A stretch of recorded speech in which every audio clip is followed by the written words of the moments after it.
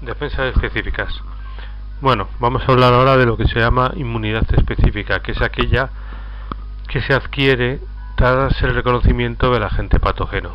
Se reconoce fundamentalmente los antígenos del agente patógeno y dentro de ellos unas zonas particulares que se llaman determinantes antigénicos o epítopos. Esto normalmente se localiza en la superficie del germen, aunque no siempre, y también mediante el reconocimiento de las toxinas que produce el patógeno. Esta defensa de inmunidad específica tarda más en ser efectiva, normalmente 3, 4, 5 días, y tiene una gran ventaja respecto a la inespecífica, y es que confiere memoria inmunológica. Los tipos de respuesta inmunitaria son humoral y celular. Lo humoral mediante moléculas solubles, aquí fundamentalmente van a actuar los anticuerpos que son producidos por los linfocitos B cuando son activados por las células presentadoras de antígeno, que les presentan el antígeno y hacen que se transformen en células plasmáticas. Y la respuesta inmunitaria celular, que la llevan a cabo los linfocitos T, los cuales reciben también la presentación del antígeno por los macrófagos y células dendríticas y reaccionan, se activan y ayudan a activar a los linfocitos B. Aquí vemos una representación, una figura en la cual vemos la relación entre la inmunidad humoral y la inmunidad celular. Aquí lo mismo, un linfocito T activándose porque un macrófago le presenta los antígenos del patógeno correspondiente.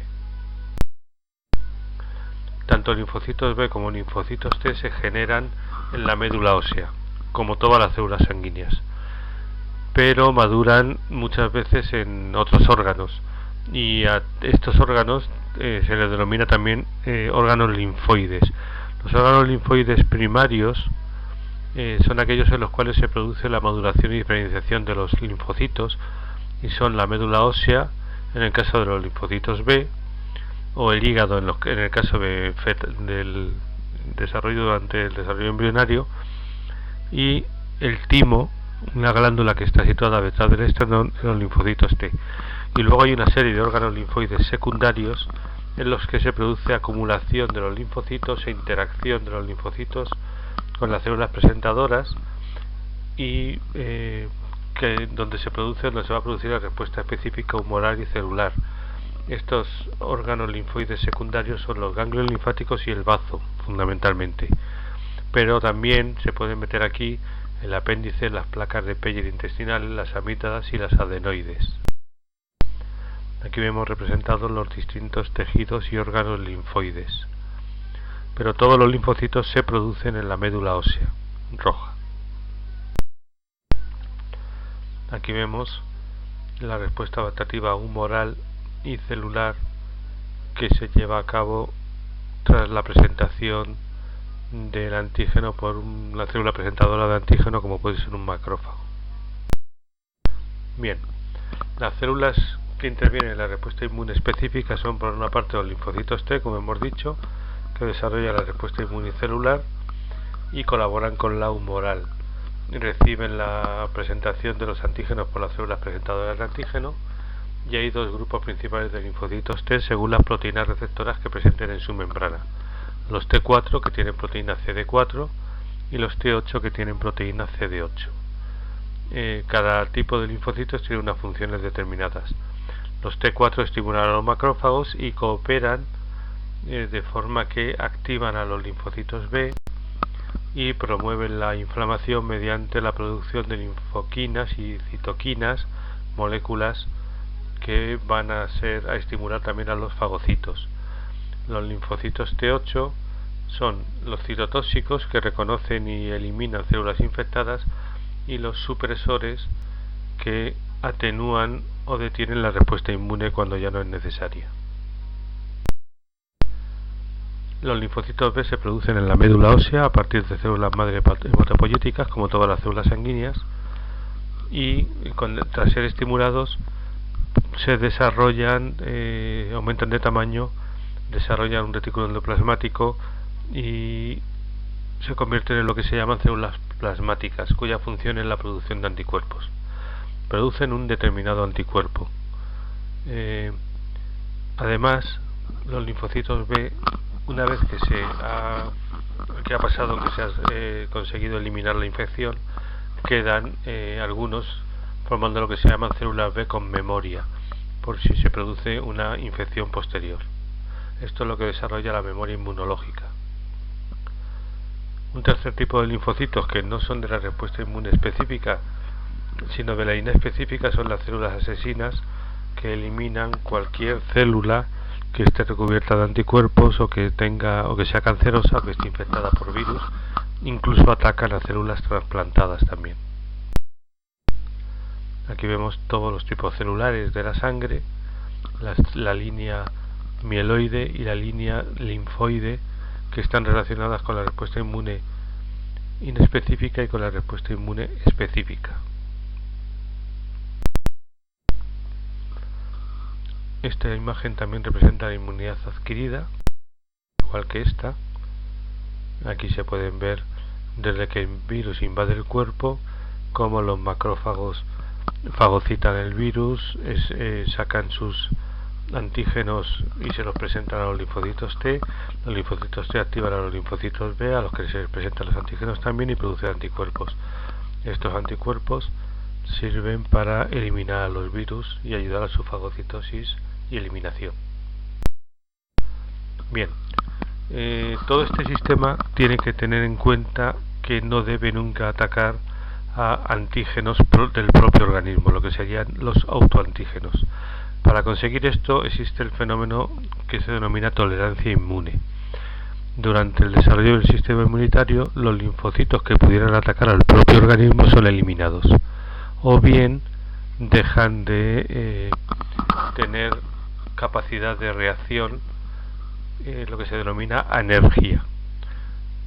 Esto permite que haya una tolerancia inmune y que no se ataque a las células propias. Bueno, estamos viendo que las células del sistema inmune, de la inmunidad específica, colaboran entre sí, es lo que se denomina cooperación celular.